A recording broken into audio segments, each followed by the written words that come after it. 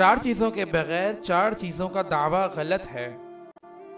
حضرت حاتم اصم رحمۃ اللہ علیہ کا قول ہے کہ جو شخص 4 چیزوں کے بغیر 4 باتوں کا دعویٰ کرے وہ جھوٹا ہے اور اس کا دعویٰ غلط ہے۔ نمبر 1، جو شخص اللہ کی محبت کا دعویٰ کرتا ہو اور جن باتوں کو اللہ نے حرام کر دیا ہے ان سے باز نہ رہے تو وہ جھوٹا ہے۔ نمبر 2، جو شخص جنت کے طلب کرنے کا دعویٰ کرے اور صدقہ و خیرات سے باز رہے اس کا دعویٰ غلط ہے۔